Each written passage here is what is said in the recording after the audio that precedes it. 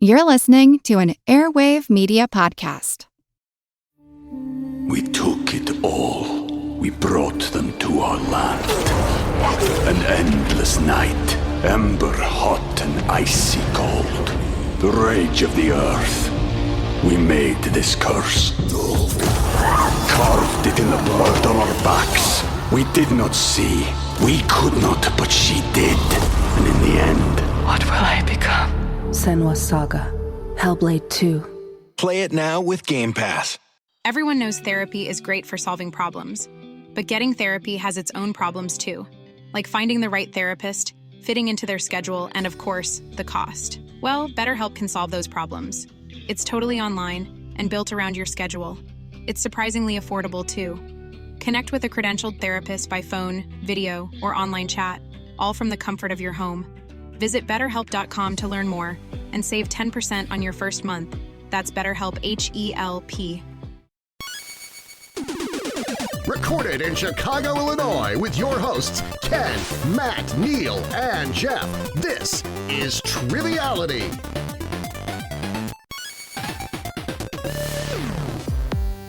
Hello and welcome to Triviality, the game where a lack of seriousness meets a little bit of knowledge. I'm here right next to Jeff. How are you tonight, Jeff? I'm doing great. How are you, Neal? I'm doing awesome. It is an evening recording, which means all bets are off.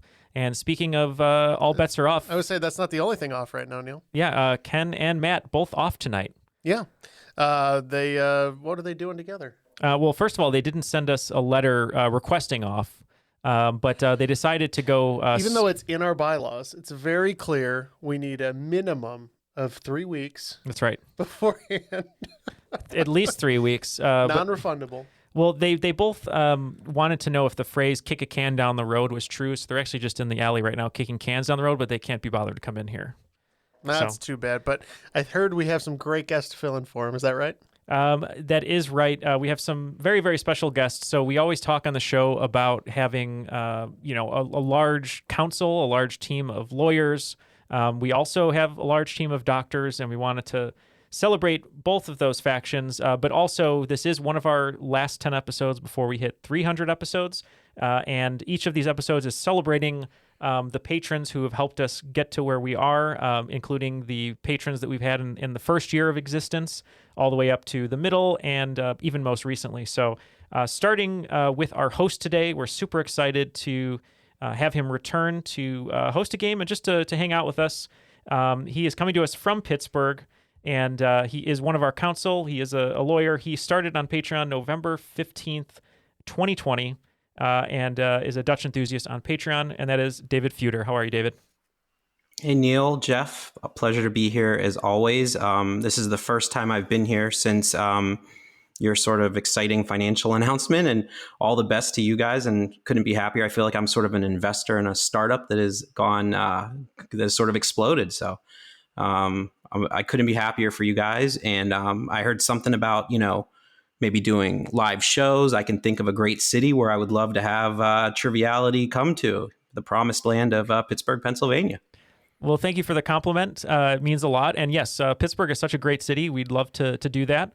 And we're so happy that you're here to host a game today. I think people might know what's up in your world, but is there anything you'd like to say since this is a new appearance for you? Oh, not much has changed. I am an attorney here in Pittsburgh, wife and 2 children who are avid Triviality listeners as well, but couldn't be happier to be here again.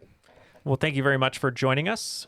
Our first competitor is someone who was on the show not too long ago, but is one of our first patrons within the first year of our existence, starting in October of 2018. They are a cream of the crop on Patreon, which we appreciate. Also coming to us from Pittsburgh, you know him, you love him, you appreciate him and his dedication to the teeth, and that would be Taylor Cook. How are you, Taylor? Oh wow, thank you, Neal. That's such a nice intro. I'm doing great. Happy to be back as always. Excited for the episode. And to confirm, you're not in the same room as David, even though you're in Pittsburgh. No, we're not. But I think if I tried really hard, I could maybe get close to his house if I threw over a hill. So we're within some kind of shot. But no, we're not in the same room. Well, thank you for being here, and just refresh everyone's memory about who you are. Yeah, Taylor Cook, just living the dream in Pittsburgh, Pennsylvania. I'm an endodontist here, so I just do primarily root canals. Everyone's favorite thing to joke about in movies, TV, and music, I'm sure. Yeah, not a whole lot going on. It's getting to that dreary time of year when people want to wait till January for their insurance benefits to re-up. So it slows down a little bit towards the end of the year, and that's okay by me. But yeah, not much else going on. Well, thank you for being here. Thank you for being one of Triviality's official doctors. And speaking of doctors, I think the last time you were on, you may have called this person out, but it's going to be better today because you're going to be team members. It's a person that we affectionately call the Bone Doctor. Joined Patreon June 15th, 2020. Been with us a long time. Rules Guy Impersonator on Patreon, and that is Chase Ansok. How are you, Chase? I'm doing great. Thank you guys very much for having me. Of course, and just refresh everyone's memory about who you are and anything else you'd like to say today. So I'm here in Detroit, Michigan. As you guys, I'm an orthopedic surgeon, so fix a lot of broken bones and torn ligaments, all that fun stuff. Practice is up and running. I'm officially board certified, which is a nice kind of weight to take off my shoulders. And then now that we're financially stable and doing great, we decided, the best way to uproot that is to get pregnant. So we have our first kid due in May. Oh, congratulations! Oh, congrats, man! Thank you. Yeah, so very exciting times here in Detroit. Well, congratulations. And speaking of bones, you both had picked a team name. You're going to play against me and Jeff today. What is your team name going to be today? We're going to be No Bones About It. All right, No Bones About It. And Jeff, you said we had a good team name on our side as well. Yeah, I was feeling the doctor theme, and I think in honor of TLC, we're going to be No Scrubs. Gotta love TLC. David, any preference on the rules read? Oh, let's go. How about Gilbert Gottfried? All right, we are going to go to Gilbert Gottfried, and we'll be back after we hear the rules. Triviality Podcast is 2 rounds of 20 questions worth 10 points apiece. At halftime, there's a special swing round by this week's host. In the final round, players wager points they've earned for a chance to become the cream of the crop. And you, Triviality, I'm talking to you. You know that I'm the cream of the crop. Thank you, Gilbert, as always. What a great rules reading. And I'm pretty good, Jeff. Are you ready to go? Let's do it. All right, let's see what we can do. And if we can, force some HIPAA violations on them this time. David, take it away. All right, guys, let's go. Round 1, question 1. The category is advertising. So according to a 1999 TV Guide list of the 25 best commercials of all time, which international auto manufacturer has 2 of the top 5 commercials ever, both released in the 1960s? In more recent years, the company had a viral Super Bowl ad campaign featuring a child dressed as Darth Vader. I think Jeff and I are on the same page here. Jeff likes cars. I like commercials. And actually, Jeff, isn't it this one? Oh, yes, you are correct. Okay, we're going to use the force, and we're going to lock in. Yeah, I'm not familiar with the particular commercials there. My first thought was VW. Okay. Because they like to do kind of quirky commercials. The Bug would have been coming out right in the 60s. Right. Like I think of Mad Men. They had the famous print ad that got a lot of press of is this a lemon? A yellow colored Volkswagen Beetle.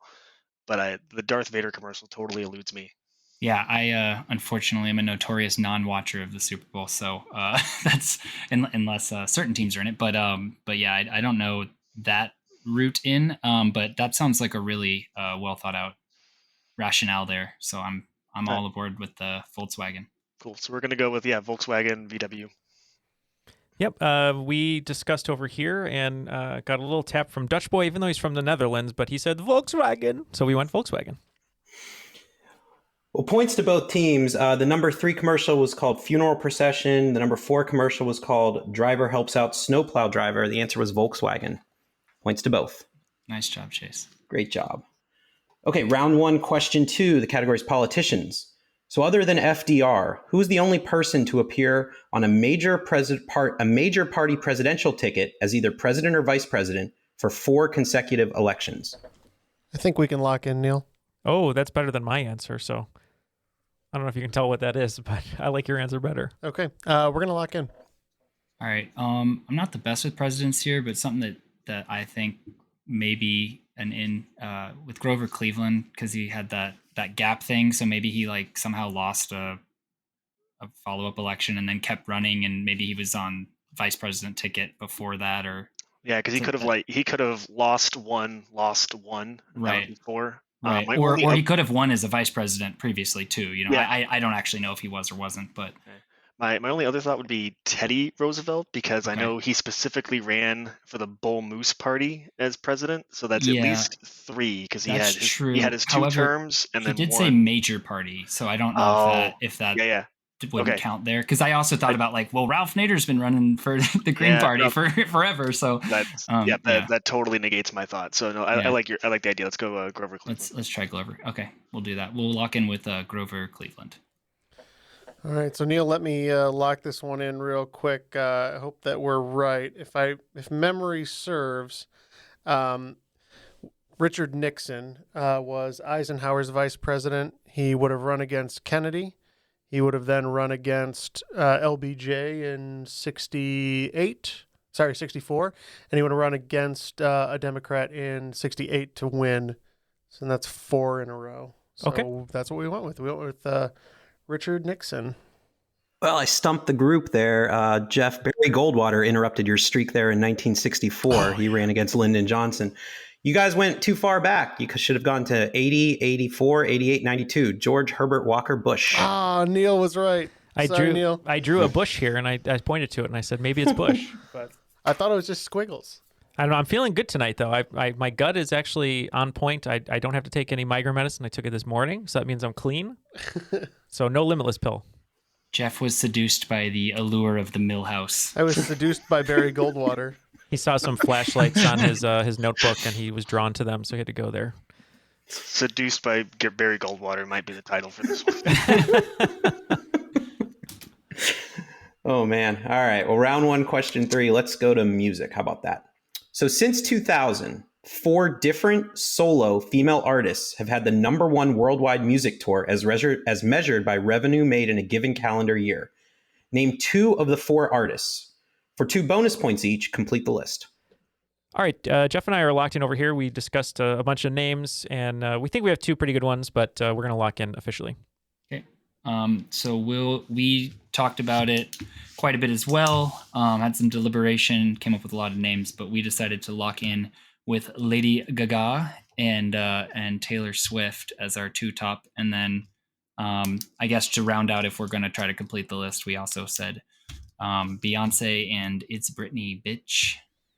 All right. Well, kudos to Jeff on this one. He right away came up with Gaga and Taylor, so we're also officially locking in with those 2. We also said Britney, and for some reason, I remember in the early 2000s, even though she doesn't really tour too much anymore, Madonna had like a huge tour and was like right up with like Springsteen for revenue, even though it was like later in her career. So we said Madonna for the 4th one. Okay, a lot of great banter there and guesses.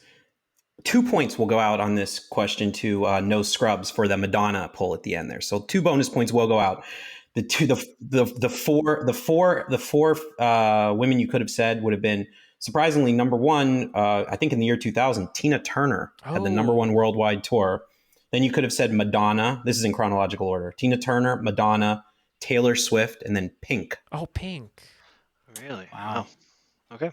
I saw Pink open for NSYNC before she was like really famous. So that was kind of fun. So did I. I think she actually opened for Justin Timberlake solo. That sounds right. Yeah. There you go. All right. Well, how about we'll stay with a different female singer there. No Scrubs answer, Madonna. So question 4, staying in music and staying with Madonna. So name the Madonna song, which was her second #1 hit. The song was released as a single from a movie soundtrack. And as another hint, which perhaps only would help me if I were playing in this game, this song was my junior prom theme, which I attended with my wife, Leanne, 25 years ago, although the song was released sometime before that. It's like, I doubt they're going to have a prom theme be Like a Virgin, but Yeah. Right, exactly. So I think that was her first one. So the question is, I mean, what came after that? I think Papa Don't Preach was probably around then. There's is Material Girl a Madonna song? It is. I just don't know if it ever. That's the thing. I don't know which one's hit number one. Like I even listened to a podcast called Hit Parade, and they did a whole episode on Madonna. I wish I'd burned that into my brain, but I don't know what her second number one hit was. I think Material Girl's not a bad guess. Otherwise, yeah. I'm just trying to think of what could be potential prom themes. You know, Papa Don't Preach would be a little. I mean, in the Bible Belt, you know, possibly. Yeah, I don't know. Again, I don't think Material Girl, even if it was number one, is probably not a great prom theme. But I mean, you could have some pretty cool dresses. I don't know. I'm not great with Madonna's. You know what? Now I'm just gonna go on a binge for the next week of Madonna songs just to punish myself for not knowing this. But I don't know. I mean, I can't think of anything else. So. Okay. I mean, it's the first thing you thought of. I think it's good. Let's just go Material Girl. Okay. I was really pulling for a Isla Bonita junior prom theme for us, but that didn't happen. So what do we go with, Neal? So for some reason, I was really thinking Lucky Star, but I always forget if like that was her first number one hit or maybe it never reached number one. But I always thought Like a Virgin was her first number one. It might have been. I always, for some reason, I always lean Lucky Star for questions, which is normally wrong. But then I remember I was thinking about the film soundtrack question or part of the question, and then I remember she did a song called "Crazy for You," which is like, I think it's kind of like a ballad, "Crazy for You." Anyway, I think that's what it is. So we went "Crazy for You." Hoping Neal's into the groove on this one. Oh, well, Neal is quite into the groove. The movie was Vision Quest. The song was "Crazy for You." Oh my God. Good Lord. Man, that one took me a while. If there's a way to get to an answer through an 80s movie, Neal is going to get it every time. That's true. I don't get too many 90s movie ones because I think I'd know the 90s even better, but you would think. Yeah, at least I know that, and I don't know anything about, taxes or healthcare, so it's helping me out. All right, round one, question 5. Let's go to sports geography. So Qatar is set to become the smallest country to host a World Cup, either by population or by area. Name either of the two different countries who held those distinctions before this year. All right, Jeff and I are locked in, and you guys can feel free to talk it out. Turns out we know a lot about World Cup. What is it? Soccer? Is that what we're talking about? Yeah, it's so much that it took us forever to lock in an answer. Impressive. Well, yeah, we both came to the same thought right away and didn't debate about it for very long, which might be to our detriment, but we both immediately thought Uruguay, and that's what we locked in with. Yeah, we threw a lot of countries at each other, and we were just saying, oh, that's too big, that's too big. We said Ireland. We don't even think Ireland's ever had one before, but Jeff, your gut was on one country like right away. Yeah, we said Switzerland. Oh, okay. Those are two great guesses. If I were to ask the teams right now, so no bones, would you have said Uruguay was the smallest population or the smallest by area? By area? I'd say population. I'd say population probably, but I don't know. I guess that wasn't the question. So. And no scrubs, you would have said Switzerland was the smallest by area. Well, you guys got both countries. No Great way. job. Wow. And Switzerland. Great pull there. Yeah. Those were the two. Uruguay by population, Switzerland by area. Good teamwork, everyone. Nice. Awesome. After 5 questions, it looks like No Bones About It is on the board with 20 points. And with the 2 bonus points from the World Tour question, No Scrubs is at 32. All right, great, guys. Round 1, question 6. The category is awards. So who was the first performer to win a Primetime Lead Acting Emmy, either for comedy or drama, for a show which aired on HBO? We are locked in over here, gentlemen. Alrighty, Chase, I'll let you take this away here. Yeah. So we chatted for a little bit just about when someone would have won an award, but I think even before Veep or any of the big shows, I mean, the first thing that and I think HBO, I think The Sopranos, and so we went with James Gandolfini. So we had a very similar conversation. It's tough though because we named a couple shows that are right in that era too. I mean, Oz I think came out before The Sopranos. Yeah, and The Wire and Sex and the City. And we kept, so Jeff right away said James Gandolfini, and we were like, yeah, but it can't be it, because it's like, it's what you would think it would be. And then we couldn't think of anything better, so we just ended up saying James Gandolfini. Well, I think as the saying goes, right church, wrong pew. The answer is Edie Falco. Oh. The year before, in 1999, she won for Best Actress. James Gandolfini wins the following year. Oh. Wow. Great question. And we even had the thought of, well, who else from The Sopranos would have won? Yeah, of course. Of course. Nurse Jackie, talking about nurses here. Nurse There Jackie. you go. All right, round 1, question 7 in landmarks. So in which state would you find the Crypt of Civilization? It is the oldest and largest time capsule in the world. It was sealed in 1940 and is not scheduled to be open until the year 8113. While the time capsule, which is located on the grounds of Oglethorpe University, doesn't have any item of great value such as gold or silver, it does have an original manuscript for the film Gone with the Wind, an item of local interest. Name the state. You know what state it was? Yeah. Yep. Yeah, we can lock in. Good. I thought you were going to say the city, which was kind of slumdogging it. I was just kind of in this area. So that's Atlanta. So the answer is Georgia. Okay. Yeah. Finally one that I just knew cold. I didn't know that. Good So feeling. thanks there. So we had a similar conversation, and I believe the author, Margaret Mitchell, was also from Atlanta, where the film takes place. We said Georgia. Well, I didn't know if my game was playing a little hard, so I threw in a little clue there about item of local interest, but I don't know whether it helped. I think no bones about it would have known it without it, but in either event, it was Georgia. Points to both teams. I mean, come on, everyone knows Oglethorpe University is in Brookhaven, Georgia. Oh, there you go. Yeah, right. I thought it was going to be. I looked that up because I had never heard of it. Yeah, I hadn't heard of it either. But shout out to all our listeners at Oglethorpe. I thought it was going to be in Pawnee with the time capsule, like Parks and Rec. But why 8,113? I saw it in a book. It's like that was the earliest recorded year that the guy could find who started the time capsule, and he went the complete other end forward. Okay. Interesting. Oh, interesting. So he's like trying to be the halfway point Right, between civilization at that point. Okay. Exactly. That's kind of cool, actually. It's like a huge room sealed in the university, though. So how do they know when to open it? Is there like someone left a letter, or is it actually will open by itself? No, you'll know. No, I think there's instructions on the door. Okay. There's a manual clock that someone has to go and wind the key every like 6 months or something. Yep. They have Just to an alarm. We'll never know recharge this, the but there's going to be mechanics. some janitor or local, like a Matt Damon person who like is really fascinated with this time capsule, who's just going to take a peek and open it. Oh no, the whole world is going to be completely destroyed by then, and someone will find it in like 18113. Yeah, right. As Just they're floating through excavating space. ancient ruins. Yeah. All right. Our new ape overlords. Okay, so moving on, round 1, question 8. So let's go to my area of quote-unquote expertise, the law. How about a question on the law? Engblom versus Carey, a Second Circuit Court of Appeals case from 1982, is one of the few court decisions interpreting this amendment. This amendment has never been the primary basis for a Supreme Court decision. Okay, we are going to lock in over here.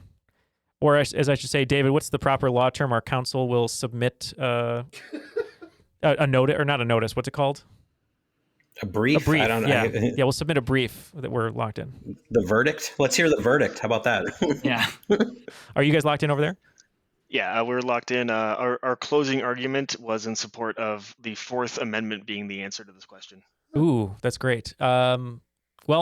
We thought, you say it, Jeff, because it was an interesting angle. Oh, basically, we went through the amendments and we were like 1, 2, 3, 4. And by the time we decided to plead the fifth, we thought maybe nobody's ever challenged that self-incrimination thing. So I'm tempted to give either full or half credit to No Bones About It, because I, of course, am hearing their chat. They got exactly the gist of the amendment. They just had the wrong number. So no, the answer, and that's why I put in the chat, actually, I said, I'll accept the number or the general idea of the amendment, because I kind of saw this train wreck happening in front of my, it was, I think the Fourth Amendment is search and seizure, but anyway, the Third Amendment is quartering of soldiers. And right. The Second Circuit Court of Appeals case was interpreting whether National Guardsmen are soldiers for purposes of the Third Amendment. Oh, interesting. So the answer is the Third Amendment, quartering of soldiers. But My game's playing a little hard, and I'm being pretty generous. yeah, so I think we definitely give No Bones some points here. He was saying the quartering soldiers. He's like, what amendment's that? And I was like, I don't know, 4th. And he's like, that sounds right. Yeah, I'll shamefully take half credit. We're like, oh, freedom of press speech. Oh, yeah, for sure. Second Amendment, absolutely. Third Amendment, yeah, soldiers, let's go.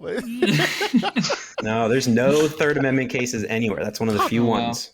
Yeah, Yeah, let's just give them full points. Why not? If they we should take half. Take half points. Half is fine. I think that's yeah. All right, we'll appeal it later. Yeah, there you go. Take it all the way to the Supreme Court of Triviality. So what are we saying, Neal? Points? Half points? Half points. Half points. Decree. Half points. How about that? Sounds good. All right. So moving away from the law, back to sports. Question 9. So in 1974, Kansas City's Larry Brunson set the record, which still stands today, for fewest rushing yards in a post-merger NFL season. For 10 points, what position did Larry Brunson play? And for 5 bonus points, within 5 yards up or down, what was his rushing total in 1974? Okay, we're gonna lock in over here, guys. We're gonna lock in with quarterback, with the logic that he just got sacked a bunch, and the sacks counted against his yards, and then -20. All right. We thought there might be like a cute answer to this. We weren't sure. We weren't familiar with the name Larry Brunson, so we thought, well, it can't be like a quarterback, running back, just because that would be too easy. And we thought, maybe it's the holder for place kicks, and whether the snap was muffed or they try to fake and he never really got a lot of yards. Usually they're like punters, so we said it was the holder/punter with 0 yards. Well, unfortunately, no points to either team. Larry Brunson, the poor fellow, ran a bunch of jet sweeps and reverses and got tackled behind the line of scrimmage. He was a wide receiver. That's a wide receiver. And he rushed for -37 yards. Even more. I love that. So, all of us have rushed for more yards than Larry Brunson. Oh, that's true. Wow, that's true. You put that in your Twitter bio. Yeah. Second least rushing yards in the history of the NFL. Yep. I think we'd have to technically suit up to get that record, but no, that's okay. No one needs to know. But it's nice to know that you aren't the worst just coming into the league. That's true. It would be funny if a holder ran for -30, like just one really epically bad snap, and he just runs backwards for 37 yards. Yeah. I mean, that's something the Bears would pull. Yeah, that's true. Yeah. But sometimes it's the backup quarterback, so I still maintain my answer was very reasonable, yes. Okay, let's go to the last question here in round 1. Categories talk shows. So what former daytime host who hosted an eponymous talk show from 1991 to 2003 was the winner of the 1986 comedy competition on Star Search? Okay. Yeah. So we talked a little bit about a couple different show hosts. This question slightly predates both of us, not in terms of us not being alive, just in terms of us not watching daytime shows. But Chase came up with Montel Williams. We mentioned Montel Williams. We threw a lot of names out that were wrong, but we were just trying to get, the vomit out of our mouth. We said Maury and Montel and sadly Jesse Raphael, and we knew Arsenio was prime time because of the Bill Clinton thing. And then Jeff was like, who did you watch if you were home from school? And I remember Rosie O'Donnell being on TV all the time, and we were trying to track her back. We were like, well, League of Their Own was like 92, like Flintstones 93, 94, so maybe she was up and coming late 80s, because we couldn't really remember where she got her start. So we just kind of put our chips in on Rosie O'Donnell because we knew she was a stand-up.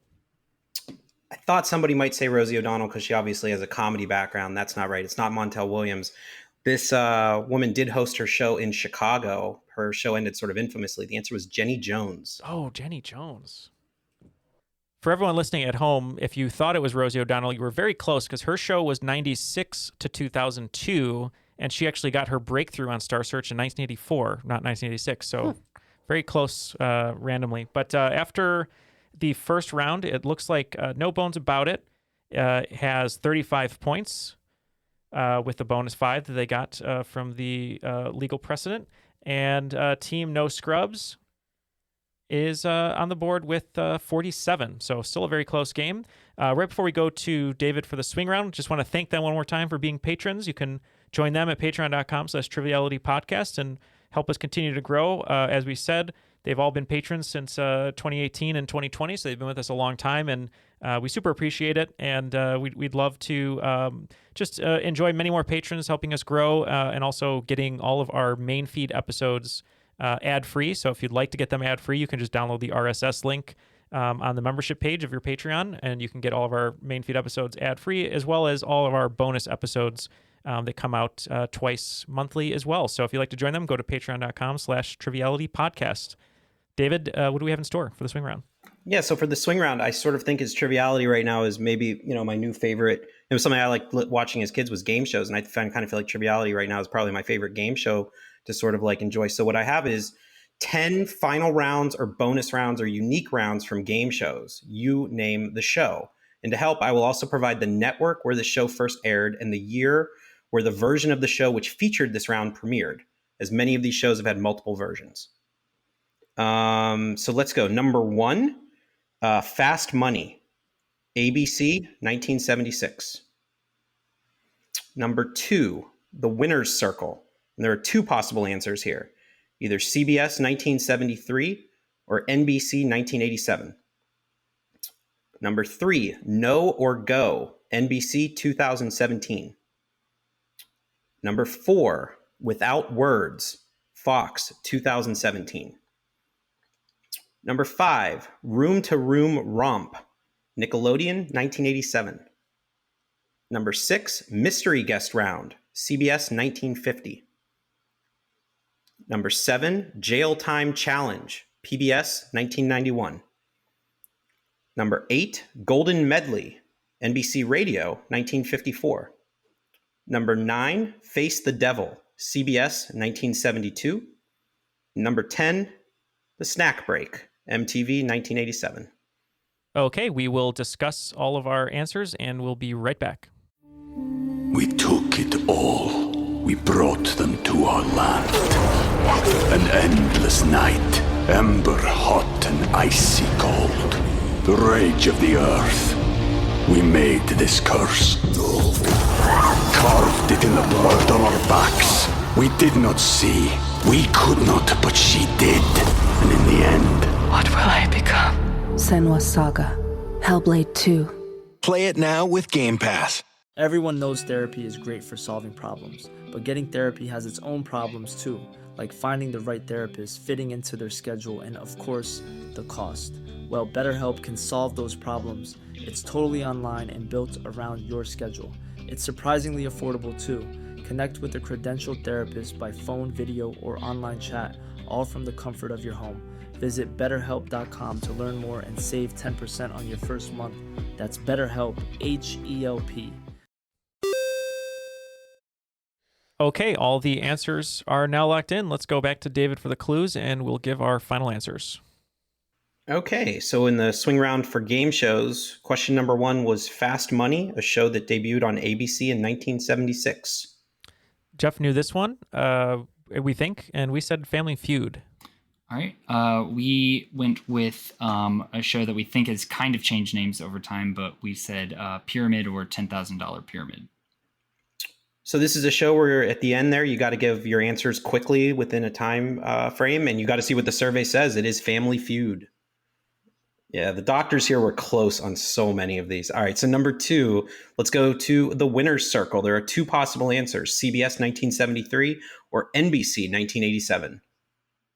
This one we didn't have a great idea on, so we decided maybe they made a game show out of the Westminster Dog Show. It basically is a game show. At the end, they all run around in a circle. I mean, come on. It makes sense to me. Who has the best scruff and whatnot. We thought, I should say, that this one was one of the pyramids. We couldn't remember if it was 3,000, 10,000, or 100,000. So we said $100,000 pyramid. So I'm going to just give credit for Pyramid, because Pyramid is one of them. I think it was just called Pyramid when it debuted in 1973. After the regular game, the 2 contestants walk over to the circle for the final bonus round.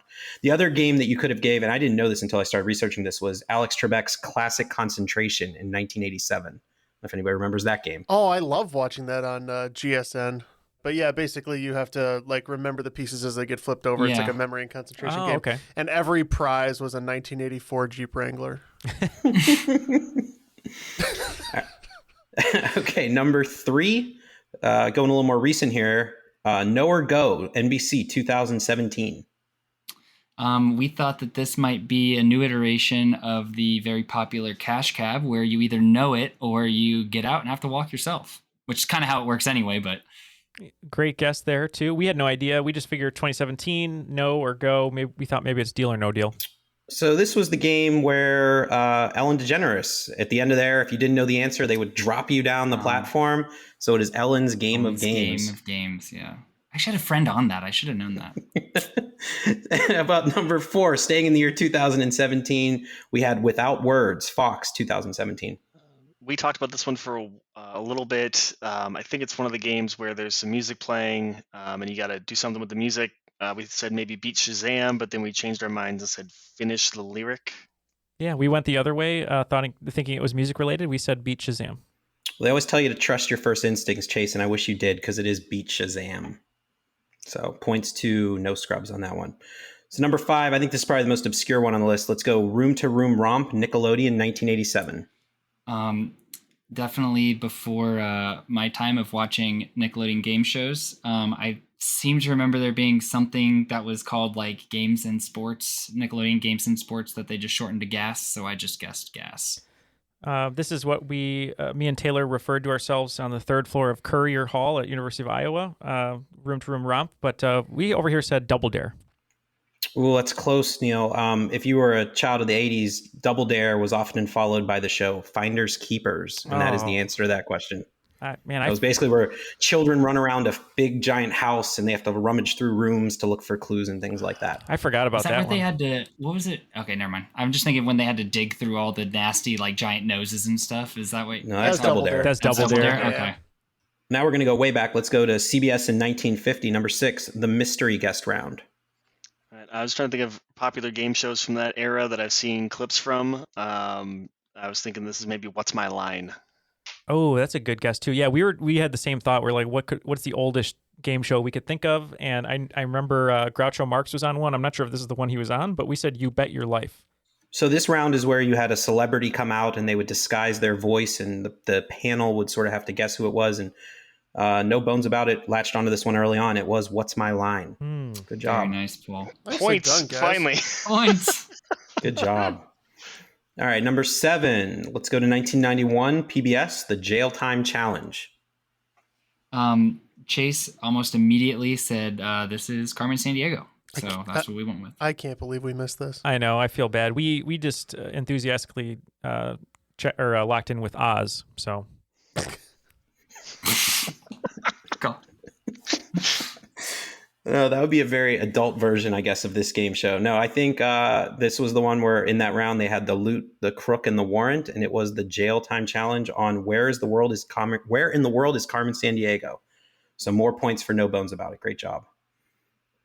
All right, number 8, we have the Golden Medley, a show that debuted actually on radio, NBC Radio, in 1954. This one, the only game show I think you could play on the radio has to be something music related, so I said Name That Tune. That's a great guess. We're trying to think of really old TV shows, and we just said To Tell the Truth. Points again to no bones about it. That is Name That Tune. Great job. All right, let's go to number 9 here, and let's Face the Devil with CBS 1972. There's a little discussion here about the word of the beginning, but Chase couldn't decide between push or press your luck when we went with press your luck. Oh, nice. I can't remember. No whammies. Yeah, I was going to say, is that the one with no whammies? Yeah. Yep. Jeff, you came up with this one. I don't even know if we got it right, but you said Joker's Wild? I believe it's Joker's Wild. Okay. Yeah. Oh, yeah. Well, I think Chase's reaction there might have given away that answer sounded right, because if you're pulling the slot machine on the Joker's Wild, you don't want to get the devil. So that was the Joker's Wild. Great job, Jeff. And let's finish out the game show bonus round, swing round, with a little snack break. MTV, 1987. Yeah, we couldn't think of any game shows that had ever been on MTV because we started watching The Real World and Road Rules, and this predates that. So we said this was Beavis and Butthead's Wild Ride. I couldn't quite remember if this was the right show. It sounded right. I only went on it by the year because MTV didn't really have a lot of game shows that I remember, but I think it was a game show that had appearances by Colin Quinn, of all people, and we said Remote Control. Yeah, I saw Jeff there having a snack during the break here in the swing round. And if he was in a recliner and the snack fell on him from the ceiling, it would be MTV's Remote Control, where Colin Quinn and Adam Sandler had their first TV appearances. So it was Remote Control. After the swing round, it looks like No Bones About It, picking up 15 points, bringing their total to an even 50. And picking up 25 points is No Scrubs, bringing our total to 72 going into the second round. Okay, so after the swing round here, let's go on to round two. The first category for question one in round two is TV characters. So I started this game with a TV guide list. Let's go back to another one. So in another 1999 TV guide list, the magazine ranked the top 100 television characters of all time. Which actor, likely known more to audiences in 2022 for his work in films and also his work on another very, very long-running sitcom, portrayed this number one character of all time? So the longest running sitcom that's still on is It's Always Sunny. So if I think of like TV characters, oh, you know what? This might be Danny DeVito. Yeah. Because he was in Taxi, which would have been a beloved show that was on for a long time. I don't remember the name of the character that he was. But he was was he the guy in the wall or whatever? I don't know. Yeah. Whatever. Anyway, yeah.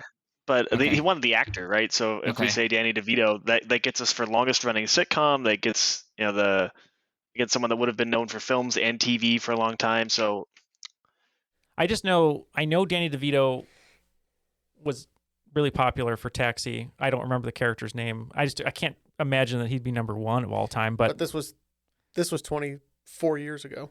In 1999. You know what I mean? Like, yeah, it could have been that people were still fondly reminiscing about Taxi. I suppose so. Yeah, I mean, I'm not going to come up with anything better because like Ron Howard was a good guest, but he's not on a TV show now. Right. And the only clue that's leading me to Danny DeVito is long-running sitcom that's still on. So. Yeah, and there's no other main character on that show that was relevant. Yeah, right. That long ago. Do you want to just try?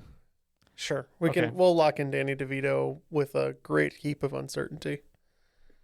So I guess in retrospect, the editors or whoever selected this list of TV guides, 50 greatest characters, probably not a good sign that no one here on the panel could remember this character's name right now, but you guys did somehow get to the correct answer. It is Louis De Palma from Taxi, portrayed by Danny DeVito. Very nice. Danny DeVito gets points for both teams. Good job. All right, round two, question two, music. So big in Japan is a phrase describing a band or artist which achieves significantly more success in Japan than other parts of the world. Perhaps no band personifies big in Japan than this power pop group, which the Japanese press described as the American Beatles. I want you to want to get this answer. Don't surrender. We can lock in.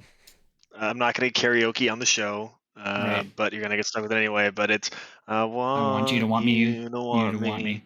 That is that, it's not. It's not the Cars. It's not the no. It's definitely a C. The Clash? No, not the Clash. No.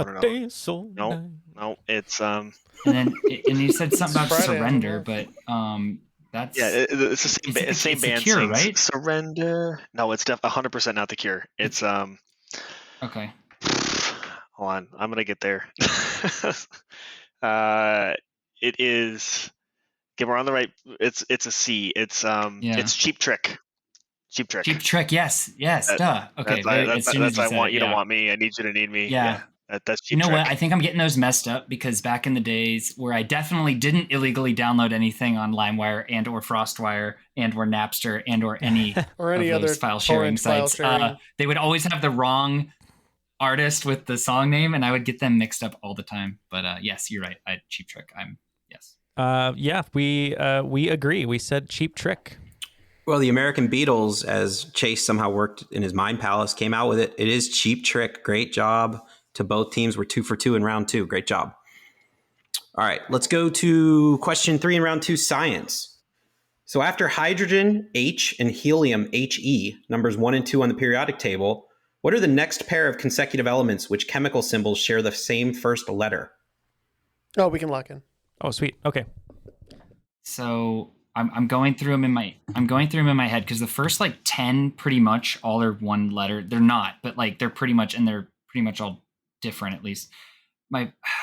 I feel like magnesium and manganese are like MGMN. No, they're not. Magnesium is in the same little column yeah, it's not. All Okay. right. I'm trying to think. So I'm just trying to. I'm it trying has to to be in think right alphabetical. now. Oh, because what's number 4? It's it goes lithium and then it's a B. Beryllium. Um, It's oh, it's could it just be it's okay, dude? hydrogen, I think helium, lithium, beryllium, lithium, boron. Oh, beryllium, beryllium and boron. boron. And Is it boron. just right Yeah. there? Okay. Wow. Why didn't I just list them in my head and go from there? Yeah. Beryllium, boron. Yeah. Let's do that. 4 and 5. Yeah. We did the same. We said hydrogen, helium, lithium, beryllium, boron, carbon, hydrogen, and then we were like, whoa, and we went back, and we were like, oh yeah, we could just stop right there. So we said beryllium and boron. Points right now are falling like snacks on remote control. So we're 3 for 3 in round 2. It is beryllium and boron. So great job to both teams. 3 for 3. Okay, round 2, question 4. I had this category, I think, the last time I hosted, but I like it. So also a wrestling tag team. So one of the 2 S.E. Hinton novels adapted for the big screen in 1983, the tag team of the same name was formed in 1996. We don't know wrestling. We don't know movies. We don't even know who S.E. Hinton is. So we're going to go with the tag team that I would join, which is Bone Thugs and Harmony. Awesome. And if you're a pacifist, it would be Bone Hugs and Harmony. But Jeff, it's so funny. So I immediately thought of Rumblefish with Matt Dillon. And I immediately thought of You Staying Gold. Exactly. With the Outsiders. The Outsiders. And I'm surprised I didn't even think of that with Swayze being in it. But Outsiders, I believe, was Kevin Nash and Scott Hall. So we locked in with the Outsiders. Yeah, a name that's been mentioned on the podcast once or twice in the past year, starring Patrick Swayze. It was the Outsiders. I forgot they were called that for a while. Okay, round 2, question 5. Let's go to video games. In 2021, Arcade 1UP released a home arcade version of the classic Simpsons arcade game, commemorating its 30th anniversary. In the game, while Bart uses a skateboard and Marge uses a vacuum cleaner, which weapon does Lisa use to fight off enemies? We can lock in. Okay. Isn't it? She uses is it her necklace? It's a jump rope. Or no, a jump rope. I thought it was yeah, a that's jump right. rope. I'm pretty sure. Oh, because she. Yeah. No, I think you're right. They said jump rope. Jeff, you knew this one right away. I couldn't remember. So I didn't know right away, but I had a good guess, and you and I both had the same guess, so we just said tenor saxophone. You know, I thought somebody might say saxophone, and it's not. It's the jump rope. So points to the doctors. Yeah, I could just see this like whipping motion. Yeah. But yeah, very nice, Chase. Yeah. After 5 in the second round, it looks like No Bones About It picking up 40 points, bringing their total to 90 points. And No Scrubs picking up 40 extra points. And with those 2 bonus points from the last round, our total is going to be 112, or as we like to call it, peaches and cream here at Triviality. Okay, all right. Let's go to round 2, question 6. The category is gambling, and this, Matt's not here today, but he's on the current string of podcasts I'm listening to. He's got like 7 horse racing questions in a row. So let's give you a horse racing question. So in horse racing, what is the name of the wager where to win you must select the winners of 2 consecutive races in a row? This wager is almost always offered for the first 2 races on a racing card, and for a hint, there is a game show tie-in to this wager. I'm either very excited about a wrong answer or we talked ourselves into it. But again, so you're betting on 2 races. It's the races of the day. So we think maybe if you're betting on those, it'd be the daily double. We agree. Yeah, I had absolutely no idea about horse racing. And Jeff said a bunch of terms. And when he said daily double, we're like, oh, game show. Well, here's just a quick aside. I'm headed down to Louisville this weekend to watch the Pitt football team play, and we're going to take a detour with the family to Keeneland. And the first 2 races of the day, I will be betting the daily double. Nice. So points to both teams. We sussed it out. All right, so round 2, question 7. Let's go to musicals. So the Phantom of the Opera will be closing on Broadway in 2023 after nearly 14,000 performances. On the complete opposite end of the spectrum, there have been musicals which have closed after only 1 performance on opening night. The last such musical with this ignominious fate occurred in 1998, when this musical about 4 friends closed after only 1 show. Despite the title, it is not a Bruce Springsteen jukebox musical. Okay, we are reluctantly locked in over here. We know it has to sound like Bruce Springsteen, and it's a musical you don't want to watch. So Born in the USA, Born to Run, Grease 3, Pink Cadillac, or Glory Days. Of all those, I think Glory Days is the best musical that I can make. So Glory Days. we had like the exact same conversation. Except my vote was for fire. Fire. The "Oh, I'm on fire." Yeah. Well, it was a good guess. We had all these guesses. I know a lot about musicals, but I'd never heard this story before. It's really interesting. I can't wait to look it up. But when we said Glory Days, Jeff was like, "Oh, it could be like 4 friends who are older now reliving their high school or whatever." And so we went with Glory Days as well. Not much glory for the show. Some glory for that question, though. So points to both teams. It was Glory Days. Very nice. Way out, guys. Yeah, if you wouldn't have had that clue about 4 friends or something, I don't think we would have. We were going to go Born in the USA just because it sounded like the easiest to promote and the easiest to fail. But yeah. All right, round 2, question 8. Let's go to restaurants. So I just mentioned going to Kentucky. So while the state of Kentucky was obviously the home to the first KFC, which other fast food restaurant, also known for fried foods, had its first location in Kentucky in 1969? In 2013, a combo meal from this restaurant was declared by the Center for Science and the Public Interest as the, quote, worst meal in America. Name the restaurant. That's awesome. Oh, I like that.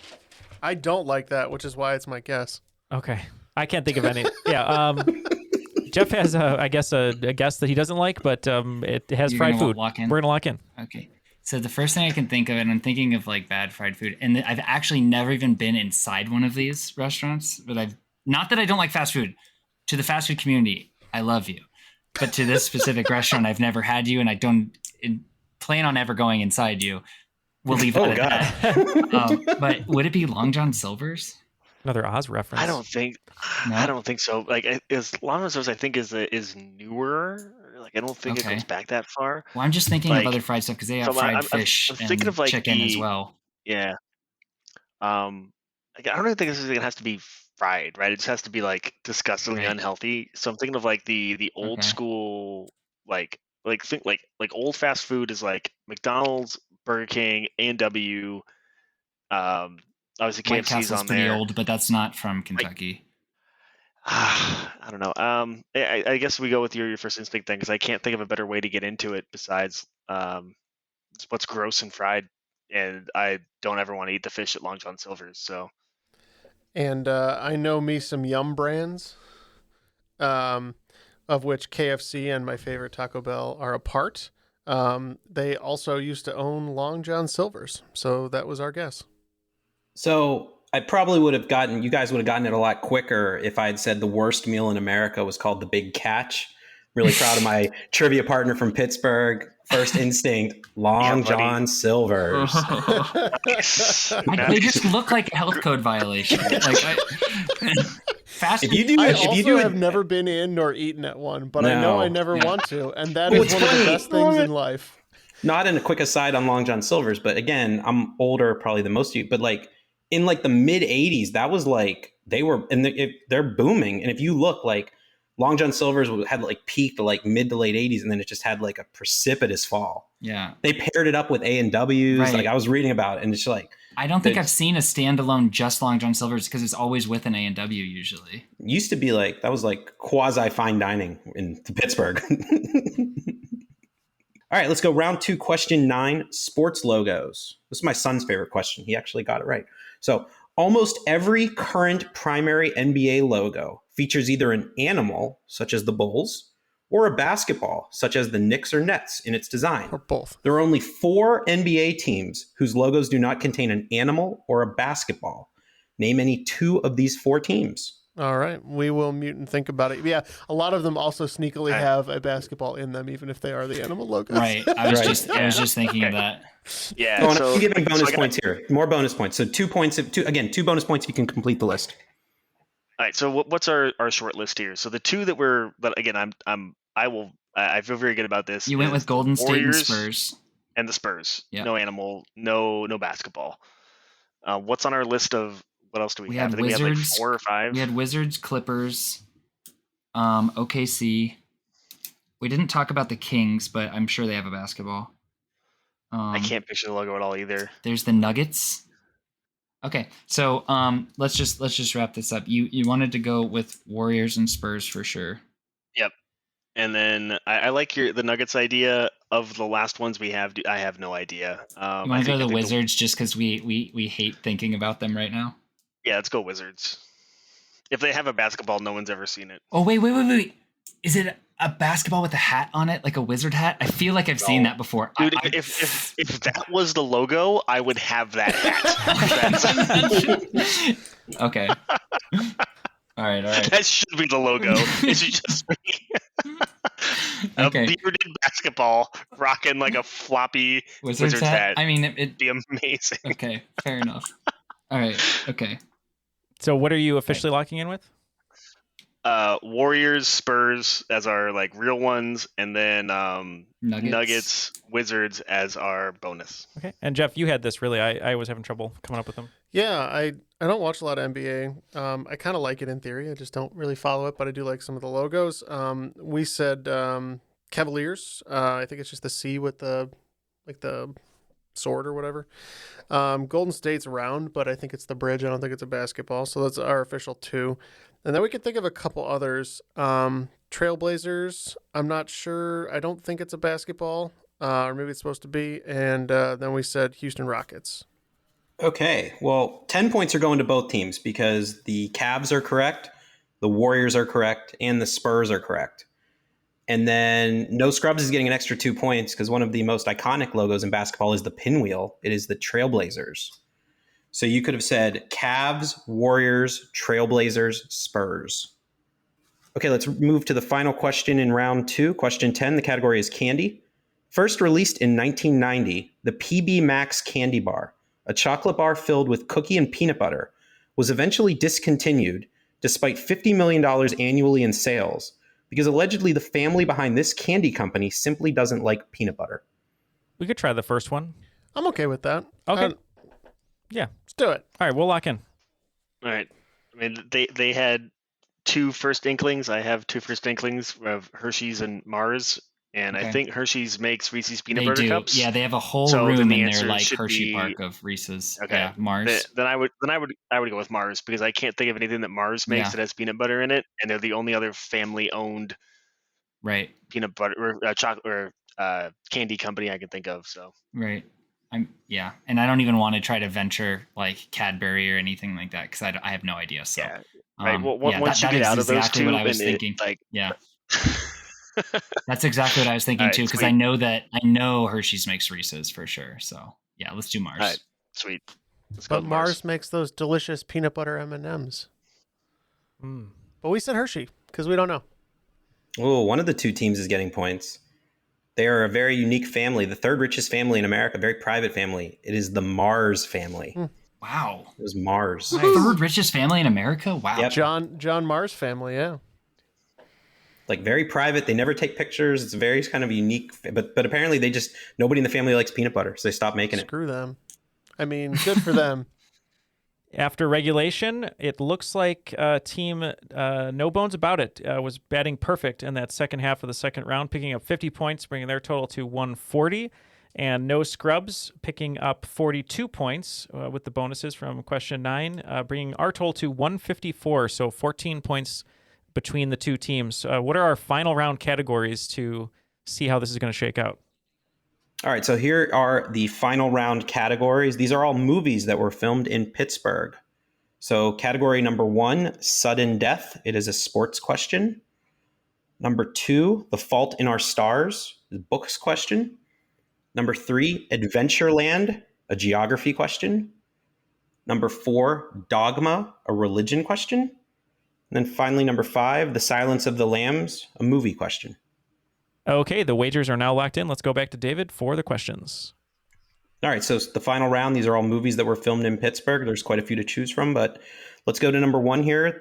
The category was sudden death, a sports question. So the last time the Stanley Cup was won in sudden death overtime was in 2014, when this Western Conference team won the cup in Game 5 on a goal from Alec Martinez. Question number 2, The Fault in Our Stars, books. According to Publishers Weekly, The Fault in Our Stars was the 7th best-selling novel in 2013 and the best-selling novel in 2014. In those years, 2 different books from which series placed in the top 2 each year. The 17th book in this series is scheduled to be released in October 2022. Now, question number 3, Adventureland, a geography question. 3 of the 8 national parks established since 2000 are named for rivers. Name any of the 3 rivers, 2 of which are in states that border Pennsylvania. Question number 4, dogma, religion question. In an alphabetized list of the men who have served as pope, what is the last name alphabetically who has had multiple popes? I guess it's possible that these popes might have been fans of the University of Michigan fight song. Finally, number 5, The Silence of the Lambs, a movie question. In the film The Silence of the Lambs, Hannibal Lecter uttered the 21st best movie quote of all time, according to AFI, when he told Clarice that he ate his liver with some fava beans and a nice Chianti. What was the profession of the man who Lecter consumed? Okay, we will go over these questions, and we will be right back. All of the answers are now locked in. Let's hear the clues one more time, and we'll give our answers. All right, so question 1 in the final round, sudden death sports question. The last time a Stanley Cup was won in sudden death overtime was in 2014 when this Western Conference team won the Cup in Game 5 on a goal from Alec Martinez. Name the team. We bet 15, and Jeff, we just thought it was every other year than the Blackhawks, so we said the Kings. Yep. Oh my God. So this one I knew because it was one of the best Cup runs in history. They went like 16-2 on their way to the Cup. This was the LA Kings. Yeah, points to both teams. It was the LA Kings. We bet 30 for that one, by the way. Okay, question number 2 in the final round, The Fault in Our Stars. This is a question about books. So according to Publishers Weekly, The Fault in Our Stars was the 7th best-selling novel in 2013 and the best-selling novel in 2014. In those years, 2 different books from which series placed in the top 2 each year. The 17th book in the series is scheduled to be released shortly in October 2022. We bet 25 here, and we weren't too sure. Neither of us are really big readers, especially not really aware of many series that are more recent and still going. But the only thing we could kind of think of, especially since they came out with the musical, was the Percy Jackson series. So we said Percy Jackson. Glad you said that. We wagered 15. I was just trying to think back when I was doing children's theater around that time period, and I remember I was reading a couple of the Percy Jackson books, and I know there's like a million of them now, so we said the same thing. Well, no points going out on that question. The answer was Diary of a Wimpy Kid. Oh. They made more than one? Well, there's lots of them. 16 more, apparently. So question number 3, Adventureland, a geography question. So 3 of the 8 national parks established since 2000 are named for rivers. Name any of the 3 rivers, 2 of which are in states which border Pennsylvania. I was trying to think of big rivers kind of around Pennsylvania in the Ohio Valley. And being Michigan, we're not too far from that other state. So I said the Cuyahoga River or the Cuyahoga National Park. Yep, not sure if it's still a river, if it's on fire, but we said Cuyahoga Valley we knew was one of the more recent national parks. Oh, and we bet 30 for that one. As did we. So the teams are staying all square here in the final round, at least in terms of their answers, and they were correct on this question. So the one that doesn't border Pennsylvania is in South Carolina. You could have said Congaree. In Ohio, you have Cuyahoga Valley for the Cuyahoga River. And then in West Virginia, you have the New River National Park, the New River Gorge. Okay, so question 4 in the final round, dogma, a religion question. So in an alphabetized list of the men who have served as pope, which is the last name alphabetically who has had multiple popes? Might be possible that these popes were fans of the University of Michigan fight song. So we thought of the University of Michigan fight song being Hail to the Victor. And so we went with Pope Victor. And we bet 25 on that as well. Yep. We also wagered 15 on this one, and we too said Victor. Well, the teams are staying consistent. Both teams getting points there. It is Victor. So it all comes down to the final. Oh, I'm sorry. Go ahead. I think usually we don't give score updates this early, but I would tell you if my math is correct, the score is 200 to 199.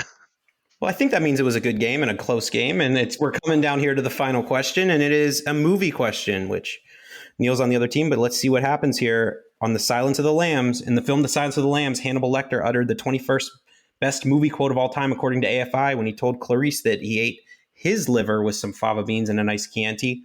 What was the profession of the man who Lecter consumed? big fan of this movie, and big fan of the character and this quote. And if you'll indulge me, a census taker once tried to test me. I ate his liver with some fava beans and a nice Chianti. Good podcasting noise there. It took me forever to figure this one out. I kept thinking it was a salesman and stuff, and then Jeff's finally like, just use the alphabet method, which everyone else makes fun of me for, and then I saw the C. Except it always works, so I don't know why we would do that. As soon as you got to the C, I was like, it's over. But yeah, we also said census taker, but what a great rendition by Taylor there. So yeah, we said census taker for 30 points. Well, I don't think I have to even give the answer here because Taylor did such a great job there, but it was census taker, and that was some pull by Neal there. So yeah, it was census taker. Well, oh boy. After all of the questions, all of the answers, and all of the wagers, the score is done. It's over. And it's the closest non-tie game in Triviality history. I think it is. Yeah. So it looks like no scrubs picking up 75 points in the final, bringing their total to 229, and picking up 90 points in the final round is No Bones About It with 230 points, 1 point more, and they are today's cream of the crop. Outside interference, yeah, in my moment of glory. Now I'm living in a nightmare, and I am the cream. Wow. Great game. Woo! Wow. Well done, guys. Oh, I thought we were on the lower side of that. I didn't know who was. It was Diary of a Wimpy Kid. If we would have in my proverbial cups. Wow. Yeah. Jeez. That so who won? I think No Bones About It. Bones. Taylor, you and I, we pulled it out by a single point. We eked it. Wow, I cannot even believe that. 1 point. What did you? And we got every single question right in the final. Wow. No, we we missed Percy Jackson. Yeah, Percy Jackson. The same answer. Yeah. The difference maker was we bet a little more on Victor, the other ones. Yeah. I am never not going all in again. That is what I've learned. Yeah. What a final round. Push it in. Wow, and that was wild. Figure it out later. Oh man. Well, the first game, I think, or no, this one of the first episodes I was ever on, I had a funny like kind of bonus points thing, and it ended up being a 3-point difference at the very, very end. And I remember you guys saying that was the closest game, and I think that was probably the closest game still until non-tie until that. So wow, yeah, what an honor! It's an honor to be here live for it. Well, it's funny you should all say that because I downloaded a sound clip, but I was going to play in the intro, but I forgot when we were doing the intro. And it is very fitting, and this is not fake or anything. I was going to play the intro, but it works here now. So here you go. Doctor, give me the news. I got a bad case of loving you. There you go. Nice. So we love our doctors here, and they win. That. So let's go down the line. Let's start with Chase. Thank you so much for hanging out with us tonight. And obviously, as we said at the top, being a Patreon supporter for so long. Any final words, shout outs, anything you'd like to say before we let you go?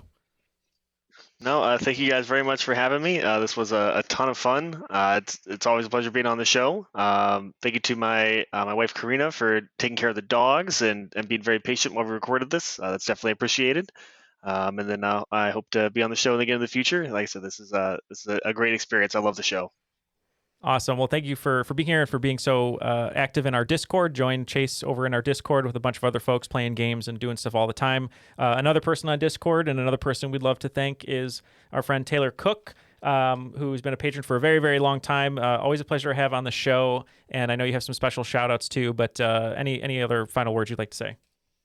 Yeah. Once again, just to echo Chase a little bit, thanks so much for having me on. It's always a pleasure. I'd love to say long-time listener, first-time caller, but at this case, no longer the case. I just wanted to. We alluded to it probably a little bit throughout conversation, but yeah, I just got engaged this last weekend. So just a new shout out to my.